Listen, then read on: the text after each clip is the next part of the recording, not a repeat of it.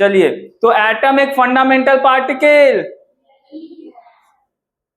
उसके पास इलेक्ट्रॉन है, उसके पास प्रोटॉन है, इसकी जानकारी अभी तक आप लोगों को हो चुकी है। ठीक है, अब जब लोगों को ये पता चल गया कि एटम के अंदर दूसरे भी पार्टिकल्स है जिसको हम लोग सब एटॉमिक पार्टिकल्स कहते हैं, तब उन्होंने कहा कि चलो एटम का एक मॉडल बनाया जाए।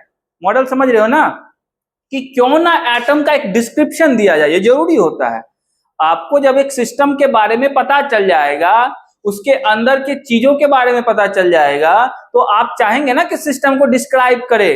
तो एटम का मॉडल देने का मतलब मैंने उस दिन बताया था, मॉडल का क्या मतलब होता है। मॉडल का तो ये होता है कि ऐसे चित्र बना दिया और कुछ कुछ दिखा दिया, ये मॉडल का मतलब नहीं होता। मॉडल का मतलब क्या होता है, a theoretical description of the system, वो मॉडल है। ठीक है, मॉडल का ये मतलब मत समझना कि 2 हाथ है, 4 पैर है, 3 नाक है, वो मॉडल हो गया, ये सब नहीं होता। मॉडल का क्या डिस्क्रिप्शन है Rishu, a theoretical description of the system, वो मॉडल होता है। समझ गए। तो लोगों ने क्या किया, मॉडल देना शुरू किया कि एटम ऐसा हो। लोग, अब किसी को आंख से तो दिखेगा नहीं एटम, ऐसा तो है नहीं कि पड़ोसी के यहाँ रहता है, ऐसे झांक के देख लिया होगा एटम को, बोलेगा अच्छा कल रात देखे अब मॉडल दूंगा मैं, ऐसा तो होगा नहीं। तो लोग अनुमान के, उस समय तक जो हो रहा था, बहुत ज्यादा रिसोर्सेज भी नहीं था, ऐसा भी नहीं था कि उनके पास बहुत ज्यादा जानकारी थी। आज के समय में, आज के समय में तो बच्चा बच्चा जानता है कि एटम के अंदर क्या है। लेकिन मैं बातें कर रहा हूं किस समय की, अर्ली 90, मतलब 90 शुरू हो रहा है, उस समय 90 शुरू हो रहा है। तो उस समय तो बहुत ज्यादा जानकारी भी नहीं थी लोगों को। तो लोगों के पास बस यही था कि जो थोड़ा बहुत जानकारी था एटम के बारे में, उसी के बेसिस पे वो मॉडल तैयार करना चाहते थे। तो इसी में एक पहला और बेसिकली एक बहुत ही शुरुआती दौर का मॉडल है जिसका नाम है थॉमसन मॉडल ऑफ एटम। आप लोगों ने नाम भी सुना होगा, आप लोग 9th क्लास में जब पढ़े होंगे तो इस मॉडल का नाम सुना होगा। वैसे मॉडल बहुत ज्यादा अच्छी थी नहीं, लेकिन फिर भी हम लोग देखेंगे मॉडल को। ठीक है, Thompson model of what, atom.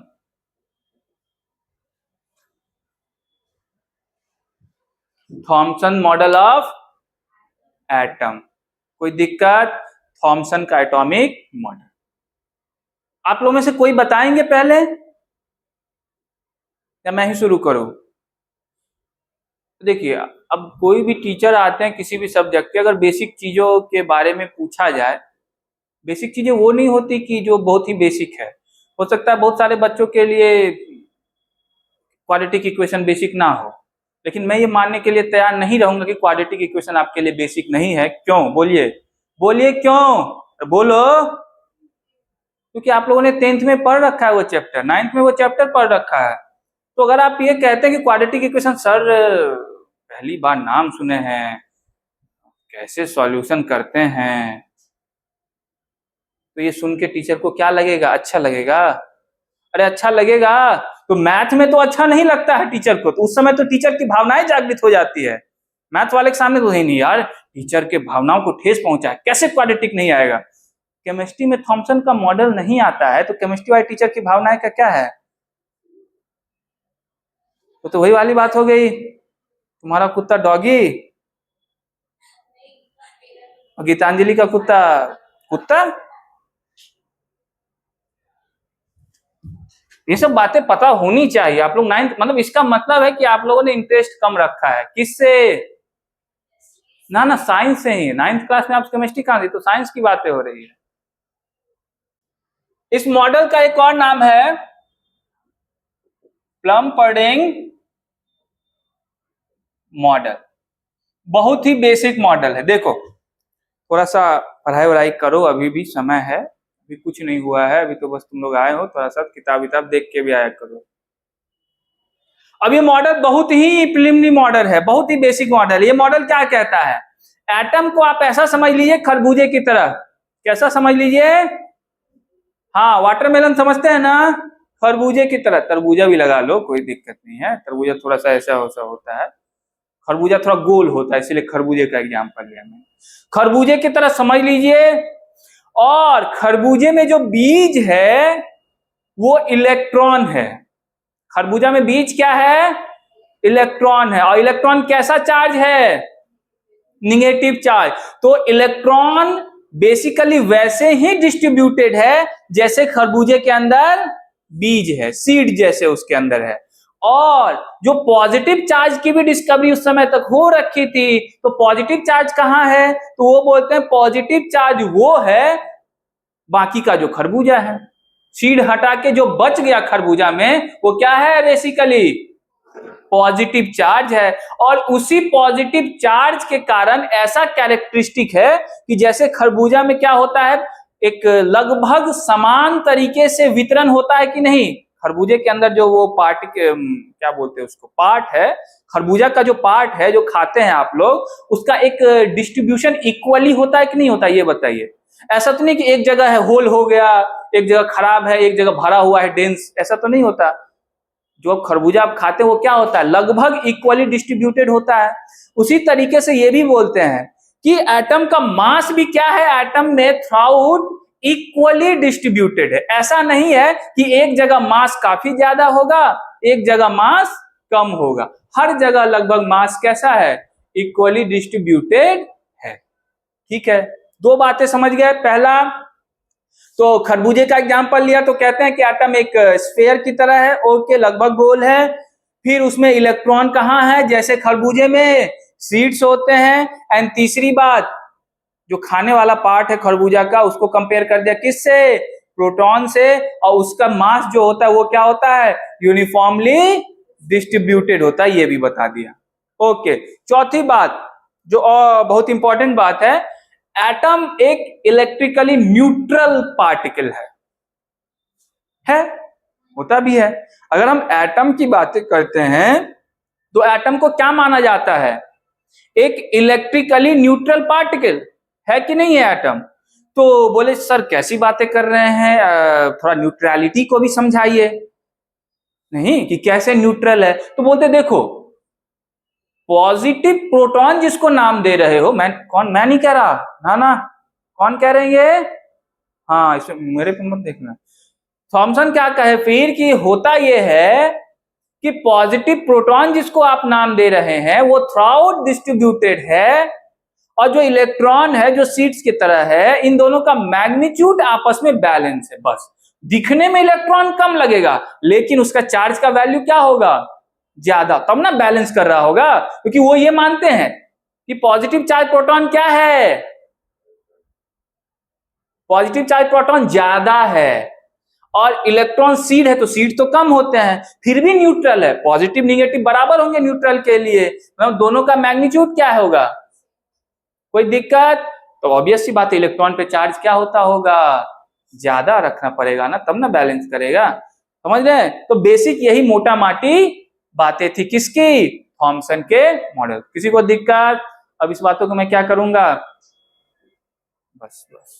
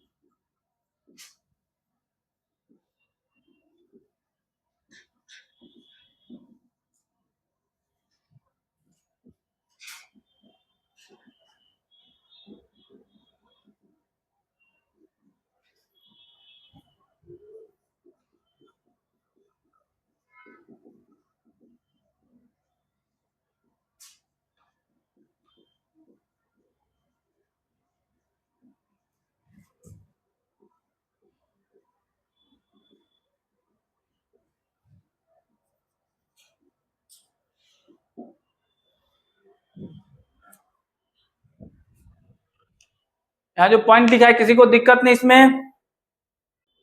तो थॉमसन का मॉडल पढ़ा जाता है क्या? नहीं। इसका मतलब है इसके अंदर बहुत सारी खामियां होंगी। खामियां तो है इसीलिए नहीं पढ़ा जाता ना। जिसे समाज ने दरकिनार कर दिया उसके अंदर खामियां तो होगी। ऐसा हर बार नहीं कहा जा सकता, लेकिन साइंस में तो ऐसा है, क्योंकि साइंस में हर बात की क्या देनी पड़ती है?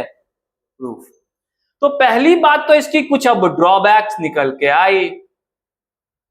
ड्रॉबैक्स को भी देखना जरूरी है। पहला ड्रॉबैक्स तो ये था कि ये खालिस एक पॉस्टुलेट था। क्या था? पॉस्टुलेट। इसका प्रैक्टिकल एविडेंस नहीं था। थॉमसन साहब का पास एक थ्योरी तो थी, लेकिन ये बस एक पॉस्टुलेट था। थ्योरी के नाम पे जस्ट थ्योरी ही चिपकाई गई थी, उसका प्रैक्टिकल एविडेंस उस समय तक नहीं दिया। ये एक ड्रॉबैक था। ठीक है, चलिए, ऐसा होता है कई बार कि हर चीज का प्रैक्टिकल एविडेंस नहीं दिया जा सकता, हर बार जरूरी नहीं है। लेकिन पॉस्टुलेट में और भी दिक्कतें थी। क्या दिक्कत थी? ये एटम की स्टेबिलिटी को खुद एक्सप्लेन नहीं कर पा रहे थे। ना पता क्या सोच के उन्होंने ये स्टेटमेंट लास्ट वाला दिया होगा। क्यों? क्योंकि तब तक इलेक्ट्रॉन के मास की जानकारी शायद हो चुकी थी, और चार्ज भी शायद लोगों ने निकाल लिया हो। नहीं भी निकाला हो तो ये जितना तो जान ही गए होंगे कि दोनों आपस में एक दूसरे को बैलेंस करते हैं। अब ये लोगों को समझ में नहीं आया कि इलेक्ट्रॉन तो एक नंबर में कम, मास भी उसका कम, तो ये कैसे बैलेंस कर रहा होगा इस एटम को? और प्रोटॉन जिसको आप बोल रहे हैं कि वो थ्रू आउट द फैला हुआ है, तो अगर प्रोटॉन का नंबर उतना ज्यादा होगा, बहुत ज्यादा होगा, तो ये स्टेबिलिटी ऑफ एटम के लिए सही बात तो नहीं है। क्योंकि प्रोटॉन का नंबर बहुत ज्यादा एक्सेस में होगा, मतलब लगभग सारा का सारा प्रोटॉन ही है, इलेक्ट्रॉन लाइक सीट्स है, तो एक दूसरे को बैलेंस कैसे करेंगे? ये स्टेबिलिटी कैसे लाएंगे? ये लोगों को डाउट था। और एक और डाउट तब बढ़ गया जब रदरफोर्ड साहब का ग्रेट ग्रेट ग्रेट एक्सपेरिमेंट आ गया। बहुत बड़ा एक्सपेरिमेंट माना जाता है, अल्फा रे स्कैटरिंग एक्सपेरिमेंट। नाम तो सुना ही होगा, बहुत पॉपुलर है। कभी कभी तो पॉपुलैरिटी में समझते ही हो तुम लोग। तो उस एक्सपेरिमेंट को भी एक्सप्लेन नहीं कर पा रहे थे। तो कहा कि चलो बाबू, जब एक्सप्लेन नहीं कर पा रहे हैं तो तुम्हारे माथे पे लिख दिया जाता है ड्रॉबैक, और तुम्हें कर दिया जाएगा बहुत में। सब लोग तुम समझदार हो। तो पहला तो ये क्या था? एक जस्ट पॉस्टुलेट, कोई थ्योरेटिकल एविडेंस नहीं है। No theoretical evidence. अब इस मॉडल को देख के तो आजकल के लड़के हंसेंगे, कैसे मूर्ख थे थॉमसन साहब, हम लोगों को भी पता है कि एटम के अंदर क्या है। तुम लोगों को तो पैदा होते ही यही बताएगा ना कि एटम के अंदर क्या है। उस समय की बातें सोचो, जब जानकारी नहीं थी, उस समय वो मूर्ख हो गए। मूर्ख थे क्या गीतांजलि? बहुत बड़ा काम था ना। फिर भी ठीक है, आप समय के साथ गलत हो जाए, लेकिन काम काम के होता है। कई लोगों के चेहरे पे ऐसे आती है, अरे कितना मूर्ख आदमी था थॉमसन, तो इसे साइंटिस्ट लोग बोलते हैं इसको। उस समय की बातें जब उनके पास कुछ नहीं था, तब उन्होंने मॉडल दिया। आज तो तुम्हें पैदा होते ही बताया जाता है इलेक्ट्रॉन के बारे में। हाँ हाँ, आज तुम पैदा होते ही जान, अब तो बच्चे 7th क्लास में जान जाते क्वांटम मॉडल क्या है, ये क्या, सब 7 6 में ही जान रहे हैं। उस समय तो नहीं जानते होंगे। तो ऐसे चेहरे पे ये भाव नहीं लाने के मूर्ख आदमी, सम्मानित आदमी है। ठीक है।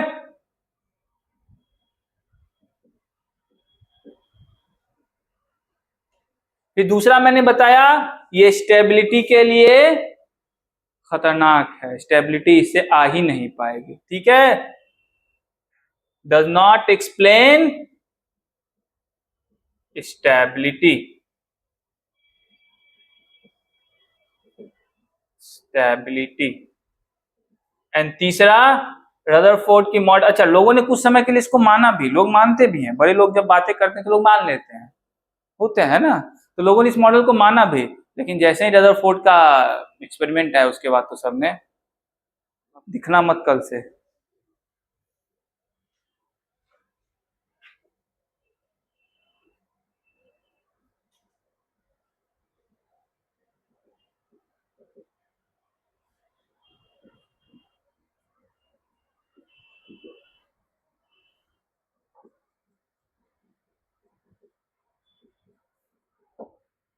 ठीक है, तो ये कुछ ड्रॉबैक्स थी इनके साथ।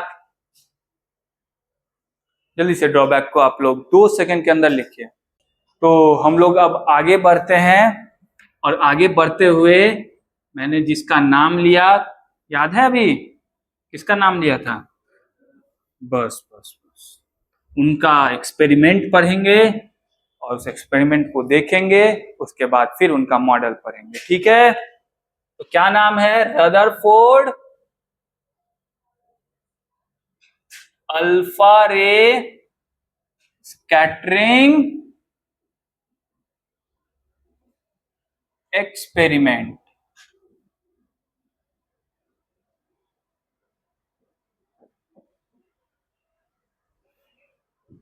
ठीक है, कोई दिक्कत? अब इस एक्सपेरिमेंट को ध्यान से देखेंगे। अल्फा रे के बारे में मैंने आप लोगों को पहले बताया था क्या? कभी अल्फा रे क्या होता है इसके बारे में चर्चा की है क्या? जब बेसिक चीजें पढ़ा रहा हूंगा मैं तो कभी नहीं हुई थी। ठीक है,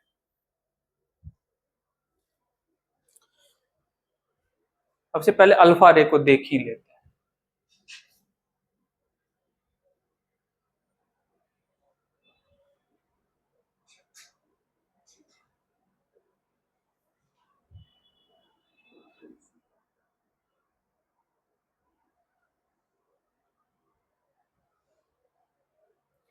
हीलियम 2+, और उसका एटॉमिक नोटेशन ऐसा ही होगा। इसी को क्या बोला जाता है? अल्फा पार्टिकल या अल्फा रे। ये क्या है बेसिकली? आपको अल्फा पार्टिकल या रे। एंड पार्टिकल और रे का द्वंद्व तो हम लोग इस चैप्टर में समझेंगे। अभी आप इसको जस्ट एक पार्टिकल की तरह भी ट्रीट कर सकते हैं, या रे भी कहिए, ठीक। अब बोलेंगे इसका क्या काम है इस एक्सपेरिमेंट में, वो तो आपको जब एक्सपेरिमेंट में पढ़ाऊंगा तब आपको पता चलेगा, ठीक। एक्सपेरिमेंट का पहले मैं कुछ खाका बना देता हूं कि इस एक्सपेरिमेंट में किया क्या गया था, खोज क्या करना चाहते थे। हर एक्सपेरिमेंट का एक मोटो होता है।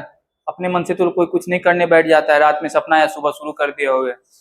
इस एक्सपेरिमेंट के थ्रू रदरफोर्ड साहब जानना चाहते थे कि सीरियसली एटम के अंदर क्या है। बस एक थ्योरेटिकल एविडेंस के भरोसे नहीं रहना चाहते थे, वो ये जानना चाहते थे कि एटम के अंदर एटॉमिक पार्टिकल है, सब एटॉमिक पार्टिकल है, और है तो कैसे है, उनका अरेंजमेंट क्या है, उसका स्ट्रक्चर बेसिकली क्या है। तो इसी के लिए उन्होंने सहारा लिया किसका? अल्फा रे या अल्फा पार्टिकल का, ठीक है। अब किया क्या उन्होंने कि एक अल्फा रे या अल्फा पार्टिकल को, अल्फा पार्टिकल निकलता है basically radio active source. Radio active जानते हैं ना आप लोग? रेडियो एक्टिविटी एक प्रोसेस है जो साइमल्टेनियसली स्पॉन्टेनियस प्रोसेस, जो खुद ब खुद होते, जैसे यूरेनियम का decaying, nuclear bomb, nuclear energy, वो एक रेडियो एक्टिव प्रोसेस के कारण ही तो आते हैं आपके पास। वो एनर्जी कैसे? वो रेडियो एक्टिव प्रोसेस, क्योंकि यूरेनियम क्या है? रेडियो एक्टिव सब्सटेंस है ना, इसके बारे में देखेंगे अभी आप लोग। तो अल्फा रे उसी का एक टाइप होता है कि उसी से अल्फा पार्टिकल निकलता है। बेसिकली रेडियो एक्टिव प्रोसेस में एक अल्फा पार्टिकल निकलता है। अल्फा पार्टिकल कुछ नहीं, बेसिकली यही है, हीलियम 2+, ठीक है। तो रेडियो एक्टिव सोर्स लिया होगा, और उस रेडियो एक्टिव सोर्स से क्या इमिट करवाया? Alpha particle. अल्फा पार्टिकल मतलब दिस। अब अल्फा पार्टिकल की कुछ कैरेक्टरिस्टिक है। पहला कैरेक्टरिस्टिक ये कि हीलियम 2+ है, साइज में थोड़ा छोटा, लेकिन मास इसके पास अच्छा खासा, मास कंसंट्रेशन अच्छा है। तो ये एक मैसिव पार्टिकल है। कैसा पार्टिकल है? Massive particle. साइज में छोटा होगा, आप खुद जान सकते हैं, क्योंकि हाइड्रोजन एंड उसके बाद खुद आ जाता है कौन? हीलियम। तो अगर आप हीलियम लेते हैं, अल्फा पार्टिकल लेते हैं, तो उसका साइज छोटा लेकिन मास क्या होता है? ज्यादा। तो मास एंड साइज का रेशियो में मास जो है थोड़ा सा अधिकता है, तो एक मैसिव पार्टिकल की तरह ट्रीट किया जाता है इसको। और ये कारण भी ये था अल्फा पार्टिकल लेने का, भी बताऊंगा आगे। और दूसरा, ये एक चार्ज पार्टिकल है। क्या है ना? दिख रहा है ना? अरे नहीं दिख रहा है जी। अब कैसा चार्ज है इसके ऊपर? पॉजिटिव चार्ज होता ही है, उसको निगेटिव नहीं कर सकते, हो भी करेगा। कोई दिक्कत? अच्छी बात है। अब रेडियो एक्टिव सोर्स से अल्फा पार्टिकल निकाला। रेडियो एक्टिव सोर्स से अल्फा पार्टिकल बहुत हाई वेलोसिटी के साथ निकलता है, ऐसा नहीं कि आराम से टहलते हुए निकलेगा, बहुत हाई वेलोसिटी से निकलता है। उसकी पेनिट्रेटिंग पावर भी अच्छी होती है, देखा उतनी अच्छी नहीं होती जितना बीटा एंड गामा की होगी, लेकिन अच्छी होती है, अल्फा की भी बहुत अच्छी होती है। तो हाई वेलोसिटी के साथ अल्फा पार्टिकल निकाला, अल्फा पार्टिकल मतलब मैसिव पार्टिकल और उसके पास क्या है, पॉजिटिव चार्ज। अब उन्होंने क्या किया, एक फॉइल लिया, फॉइल समझ रहे हो, पत्ती, हाँ थीन शीट, फॉइल मतलब एक पत्ती समझ लो, थीन शीट, बहुत पतला। बोले कितना पतला, जितना पतला तुम सोच सकते हो। कितना सोच सकते हो गीतांजलि? बाबू सिर्फ सोच लेने से, तुम एटम सोच नहीं पा रहे हो, एटम का पिक्चर तुम्हारे दिमाग में बना, क्या सोचते हो, तुमने खाली कहा है, तुम्हारे दिमाग में पिक्चर बना क्या एटम का? नहीं बना, फिर काहे बोले तुमने सोचा नहीं, तुमने सिर्फ कहा है। मैंने कहा जितना सोच, मतलब दिमाग में जितना पिक्चर बना है, जितना पतला होने का। हाँ रिशु, कितना सोच पाए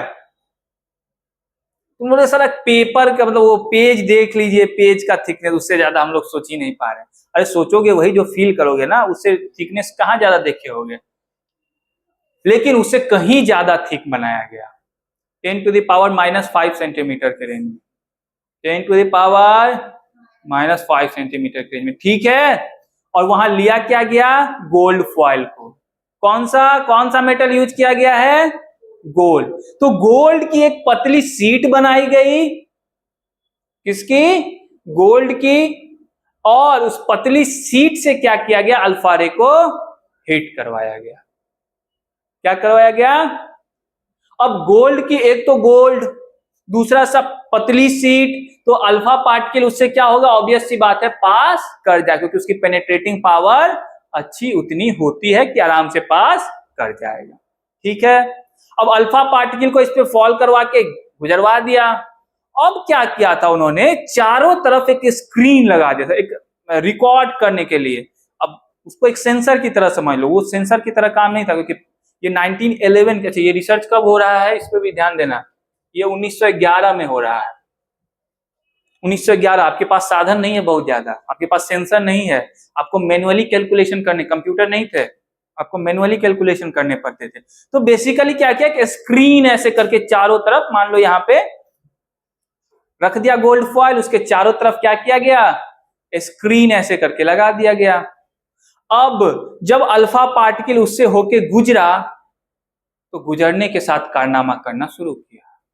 उस अल्फा पार्टिकल वैसे नहीं गुजरा, हर अल्फा पार्टिकल जैसे उसको गुजर जाना चाहिए था। उस अल्फा पार्टिकल में थोड़ा बहुत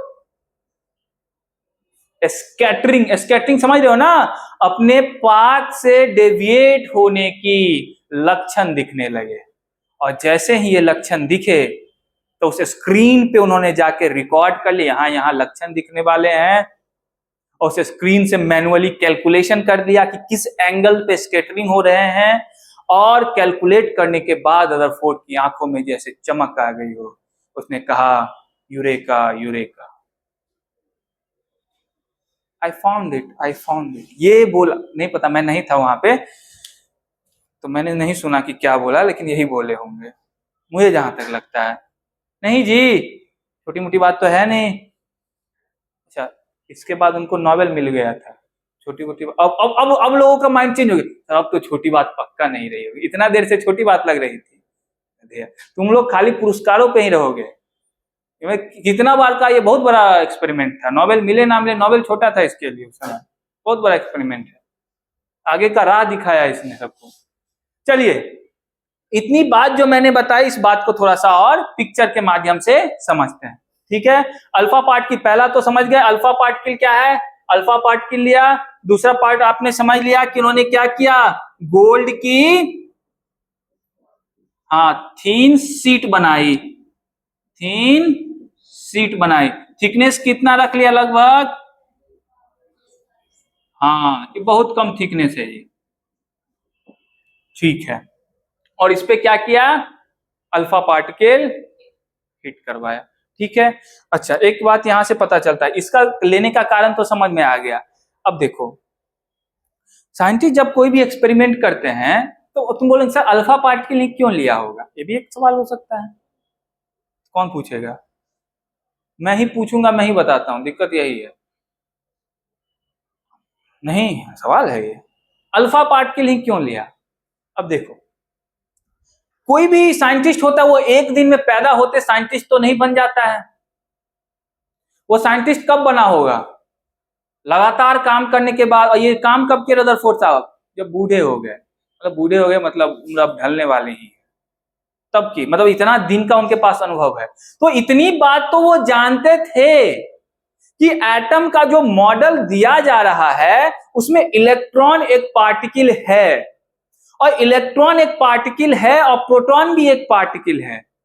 वो ये बात भी जानते थे कि कहीं ना कहीं उनका मास का जो डिस्ट्रीब्यूशन है, उनको अंदेशा था। साइंटिस्ट ऐसे नहीं बन जाते, उनको अंदेशा होता है कि मास का जो डिस्ट्रीब्यूशन है, जैसा थॉमसन साहब कह रहे हैं कि इक्वली डिस्ट्रीब्यूटेड है, वैसा है नहीं। बस उनको प्रैक्टिकली प्रूफ करना था ये बात। वही बात जानते थे कि मास का डिस्ट्रीब्यूशन प्रैक्टिकली वैसा नहीं है जैसा थॉमसन मॉडल कह रहा है, और इलेक्ट्रॉन का भी डिस्ट्रीब्यूशन वैसा नहीं है जैसा कि कहा जा रहा है। और किस्मत से उनको उस समय अल्फा पार्टिकल की जानकारी मिल गई। अल्फा पार्टिकल ऐसा पार्टिकल है जो जिसकी पेनिट्रेटिंग पावर है, वो सीधा जाके हिट कर सकता है, आर पार निकल सकता है, और अपने ऊपर चार्ज कंटेन करता है। ये बड़ी बात थी। कौन सा चार्ज? पॉजिटिव चार्ज, और मास भी रखता है। तो पहली बात तो ये कि उनको कहीं ना कहीं से पहले थ्योरेटिकल नॉलेज थी, होगी, साइंटिस्ट है कोई, ऐसे नहीं है। और दूसरी बात, ये चार्ज पार्टिकल अल्फा के बारे में उनको पता चला, उन्होंने अपने एक्सपेरिमेंट में शामिल किया उसको कि अल्फा पार्टिकल एक मैसिव पार्टिकल है, क्योंकि मैस के कारण आपको बहुत बड़ा यहाँ पे एक एक्सपेरिमेंट में हेल्प मिलने वाला है, आप देखेंगे जब मैं पढ़ाऊंगा। तो एक मासिव पार्टिकल भी मिल गया, छोटा पार्टिकल भी मिल गया, और चार्ज वाला भी मिल गया, इसलिए अल्फा पार्टिकल चुना। तीनों काम हो गया, पेनिट्रेटिंग पावर भी अच्छी है, सारे काम उनको सपोर्ट कर रहे हैं। फिर सवाल आता है कि गोल्ड को थीन ही क्यों बनाया गया, इतना थीन क्यों बनाया गया? एक मिनट।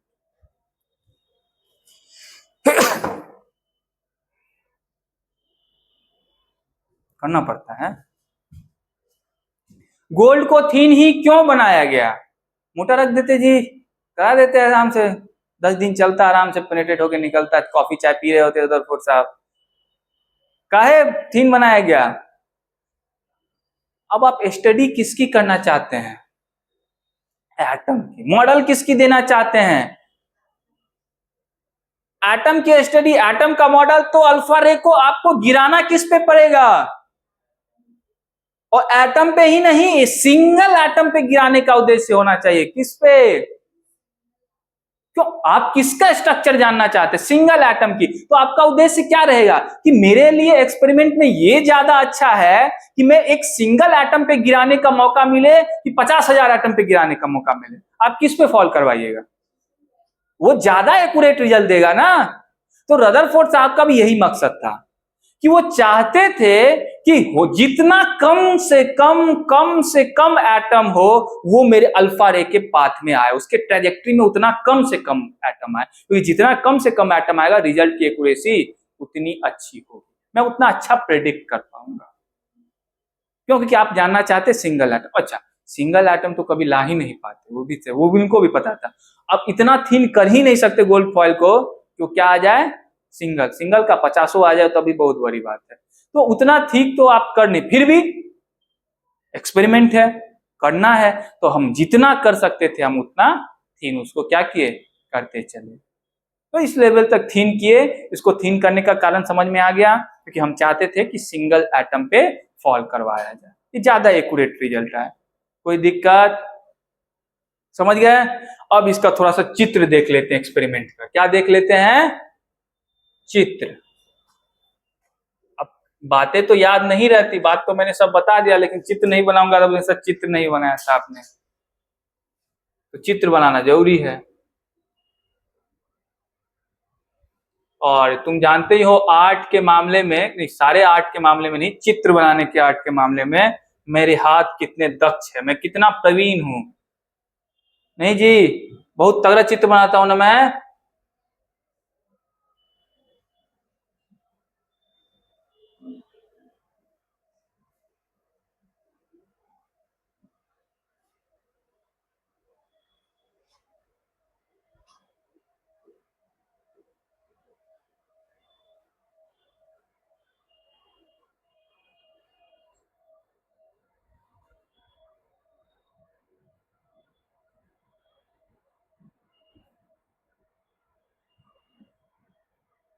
ये क्या है आपका गोल्ड फॉइल, और ये क्या, जो स्क्रीन की बातें मैं कर रहा था वो स्क्रीन, ठीक।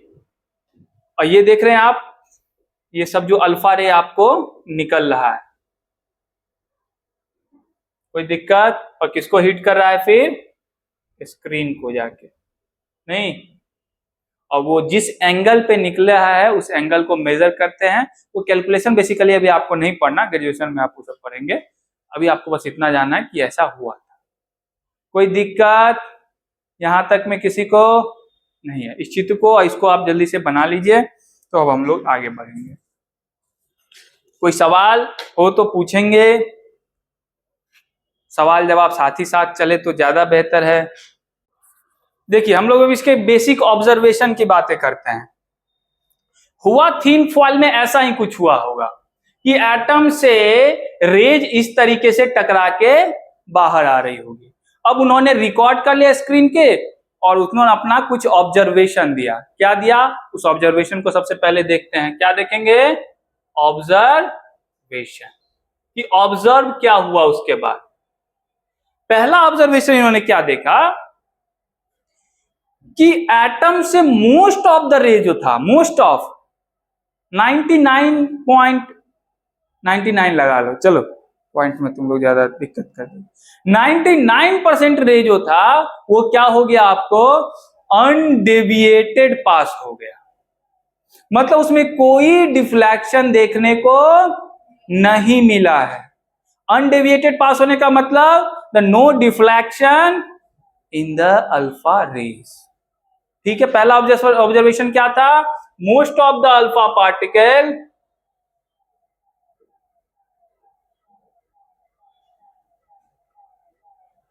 passes without deviation। ठीक है, कोई दिक्कत? इसका मतलब समझे? That means no scattering. ये पहला था। दूसरा उन्होंने क्या देखा कि कुछ अल्फा पार्टिकल अपने पाथ से डेविएट हुए हैं, कुछ एंगल बनाते हुए। क्या बनाते हुए?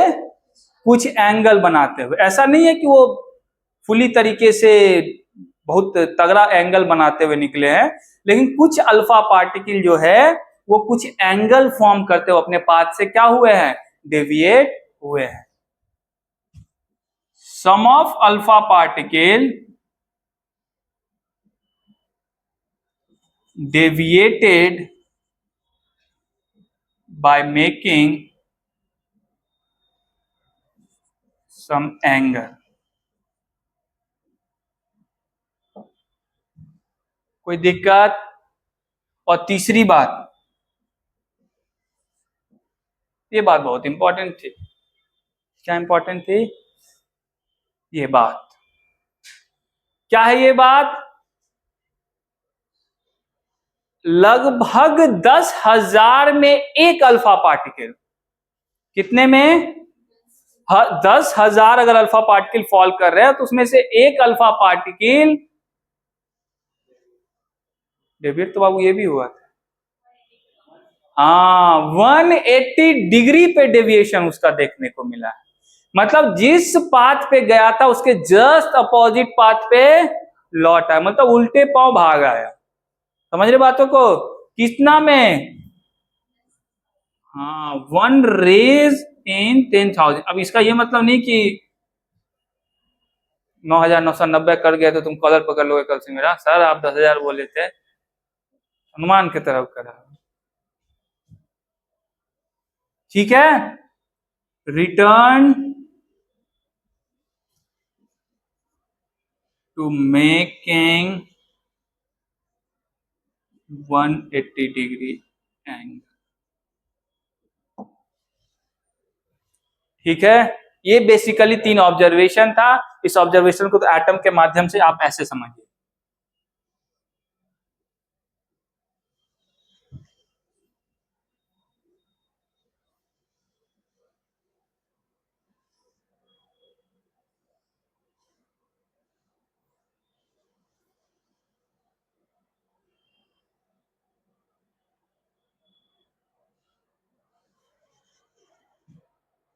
समझ रहे हैं?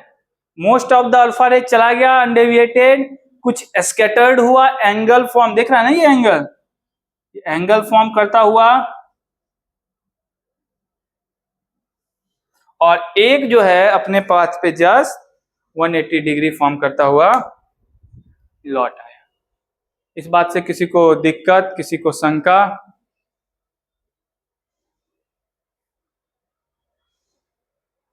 बोलिए, किसी को शंका इस बात से?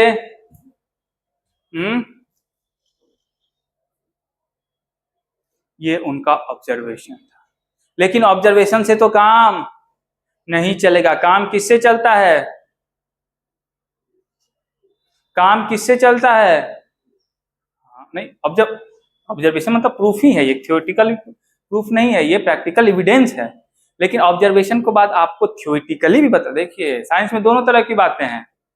अगर कोई एक्सपेरिमेंट है तो you should have a theoretical knowledge या थ्योरेटिकल इक्वेशन या थ्योरेटिकल फॉर्मेशन या मॉडल कह लीजिए उसको, थ्योरेटिकल मॉडल भी होना पड़ेगा।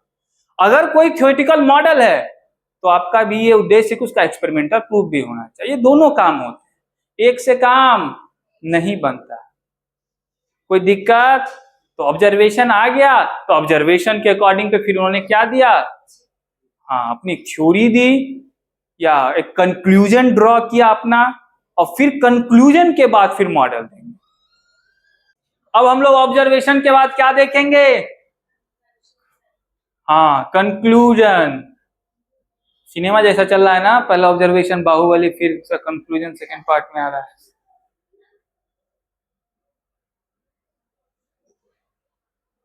लेकिन इस चैप्टर में ये कंक्लूजन नहीं है, इसके बाद और दो मॉडल है, ये तो कुछ नहीं है। क्या नहीं है रिशु? हाँ। अब पहला कंक्लूजन इन्होंने क्या निकाला इस ऑब्जर्वेशन से? पहला, हीलियम 2+ चार्ज पार्टिकल, कैसा? पॉजिटिव चार्ज, मास भी अनडेविएटेड निकल रहा है। इसे आप क्या निकालेंगे कंक्लूजन? वही निकालेंगे रदरफोर्ड साहब भी। आप क्या निकालते? मैं आप ही से पूछता हूं, the nation wants to know. ये कैसे? ये तो मैंने तो फिर देखा, ये रटी रटाई बात, ये देश जानना ही नहीं चाह रहा था। देश तो ये जानना चाह रहा था पहला ऑब्जर्वेशन से क्या आप निकाल।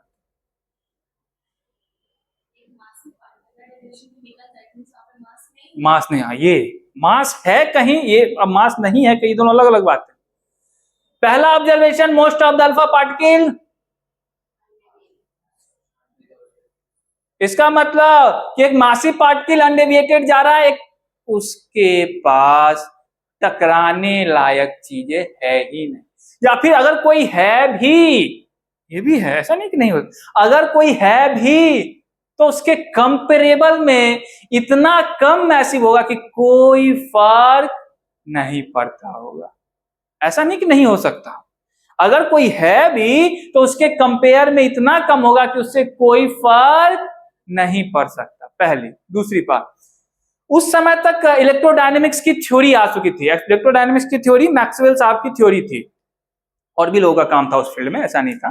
तो इतनी बात लोगों को पता थी कि अगर किसी चार्ज पार्टिकल को कहीं से गुजराओगे और अगर कोई चार्ज पार्टिकल उसके पास से गुजरेगा, ये चार्ज गुजरेगा तो ऐसे नहीं गुजर जाएगा, कुछ ना कुछ तो होगा, कुछ ना कुछ खेला, अट्रैक्शन होगा, रिपल्सन होगा, डेविएशन होगा, भगा देगा, कुछ ना कुछ तो होगा।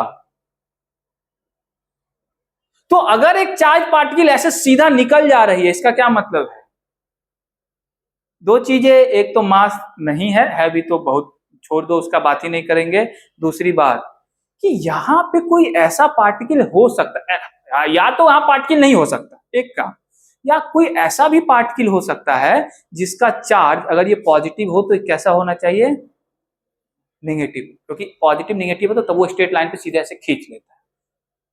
नहीं, अगर दो अपोजिट चार्जेज होते हैं तो वो सीधे पार्टिकल को क्या करता है? अपनी तरफ खींच लेते हैं। तो दो बातें यहां से समझ में आ गई कंक्लूजन में, कि पहली कि वो तो लगभग जो जगह है उसका वो क्या है?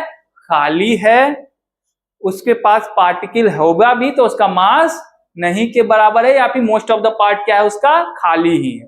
दूसरी बात यहां से समझ में आ गई कि कोई ऐसा भी पार्टिकल हो सकता है जिसका चार्ज हीलियम 2 प्लस से अपोजिट हो। मतलब अगर ये तो जानते ही तो हीलियम 2 प्लस है, पॉजिटिव है, तो वहां पे कोई ऐसा हो सकता है जिसका चार्ज नेगेटिव हो।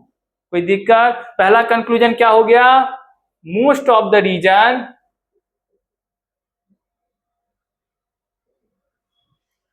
of the atom is what, vacant। समझ गए, ये पहला था। एंड दूसरा इसी में कि some negative charge may be present at the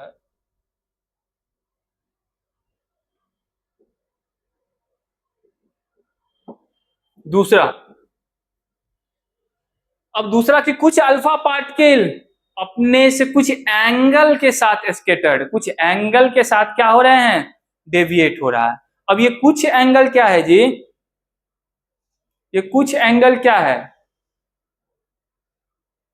इसका मतलब ये है, ध्यान से समझिए कि अल्फा पार्टिकल, मैसिव पार्टिकल, अगर उसमें कोई ना कोई डेविएशन आ रहा है तो डेविएशन दो ही चीजों से आ सकती है, एक तो मास के कारण, दूसरा चार्ज के कारण, दो चरणों से आ सकती है। मैंने कह दिया पहले ही, सारा कंक्लूजन उसी में बेस्ड है। फिर सारा कंक्लूजन बाहुबली का किस पे बेस्ड था कि बाहुबली को कटप्पा ने, उसी तरह इसका भी चार्ज और मासे पे बेस्ड है कि चार्ज और मास ऐसा काहे कर रहा है। समझ रहे हैं ना बातों को?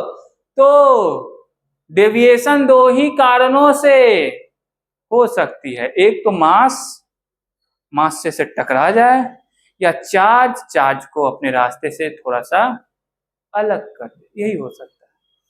ठीक है, तो कुछ अल्फा पार्टिकल, बहुत ज्यादा नंबर तो नहीं है, कुछ अल्फा पार्टिकल का डेविएट होने का यह मतलब है कि वहां पे पास। और दूसरी बात, उन्होंने ये, मैंने कहा था पहले कि एक मैथमेटिकल कैलकुलेशन भी साथ साथ रदरफोर्ड साहब कर रहे हैं कि कौन सा एंगल पे कहां से डेविएशन हो रहा है। तो उनको ये बात पता चल गई कि इस एंगल पे इतना डेविएशन किस रीजन से हो रहा है, तो उन्होंने ये बात कह दिया कि कुछ अल्फा पार्टिकल जो डेविएट हो रहा है वो इस कारण से डेविएट हो रहा है क्योंकि उसके सेंटर में, उसके मध्य में कोई ना कोई मास रखा हुआ है, और उस मास से टकरा करके ही वो क्या हो रहा है, डेविएट हो रहा है। ठीक है, ये उन्होंने कैलकुलेशन किया, एंगल का कैलकुलेशन, फिर किस रीजन में हो सकता है उसकी प्रोबेबिलिटी निकाली, उसके बाद इन्होंने ये बात कही। ऐसे नहीं, हवा में नहीं कह दी, तुम लोग को लगा कितनी आसान है तो हम भी कह सकते हैं। ठीक है, समझ गए बातों को? तो उनके बाद ये दूसरे से क्या निकली कि some massive part is present at the center of atom due to which deviation observed। कोई दिक्कत? ये दूसरी बात उनको पता चली, यहां तक में किसी को कोई दिक्कत नहीं। चलिए अब तीसरी बात तो और भी क्रांतिकारी थी। एक में 10,000 अपने पाथ पे चला जाता है रिटर्न, ये बड़ी बात निकली कि एक पार्टिकल ऐसा भी है, नंबर बहुत कम है उसका, लेकिन एक पार्टिकल ऐसा भी है जो अपने पाथ पे 180 डिग्री का एंगल बनाते हुए फिर से क्या होगा, रिटर्न चला जाएगा। इसका क्या मतलब है कि वहां पे जो कॉलिजन, एक्चुअली में वो बेसिकली कॉलिजन हो तो नहीं रहा था, ठीक है आप मान लीजिए कॉलिजन समझते हैं, तो अगर दो मास का कॉलिजन ऐसा होता है, मतलब क्या बोलते हैं, head to head direct collision, ऐसे हेड टू हेड कॉलिजन, तो वो क्या होता है, जस्ट अपने पाथ पे फिर से वापस जाने की प्रोबेबिलिटी होती है कि 180 डिग्री पे वापस चला जाए, होता भी है। दो बॉल को ऐसे हेड टू हेड टकराओगे तो दोनों एक दूसरे के 180 डिग्री पे निकल जाएंगे। तो ऐसा देखा गया कि वो जो पार्टिकल, जो अल्फा पार्टिकल, जो मैसिव पार्टिकल है, वो डायरेक्ट 180 डिग्री पे आया, मतलब किसी भारी चीज से वो क्या होगा, टकराया, हो सकता है कि टकराया हो।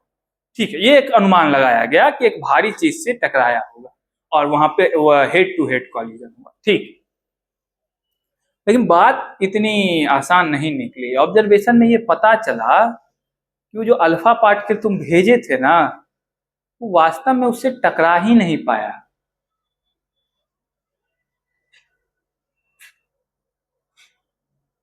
हाँ, वो अल्फा पार्टिकल वास्तव में उससे टकरा ही नहीं पाया, वो बिना टकराए ही वापस आ रहा है।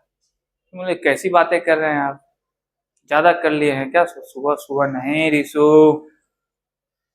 वो बिना टकराए सच में वापस आया, एक मिनिमम डिस्टेंस तक गया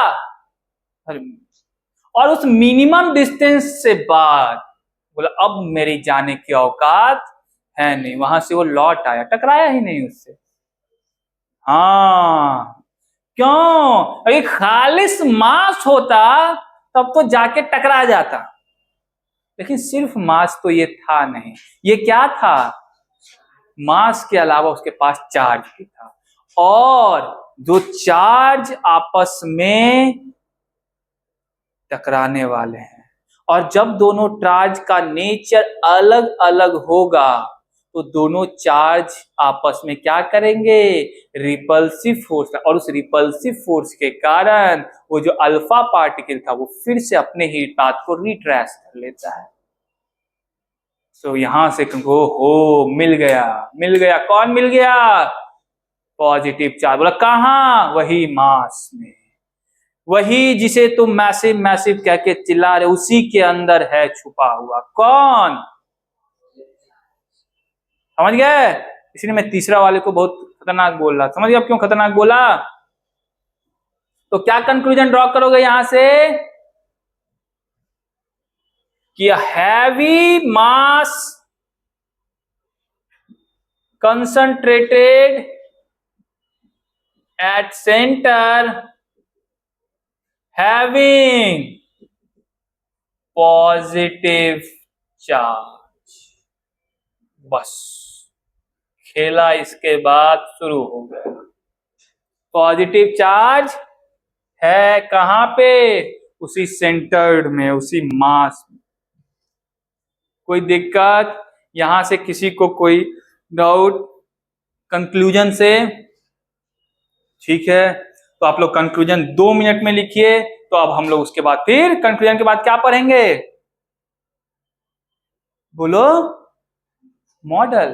अरे मॉडल कहाँ है? अभी तक तो एक्सपेरिमेंट, अभी तो लैब में बैठे हुए अपन लोग ना, अभी तो चाय कॉफी पी रहे हैं।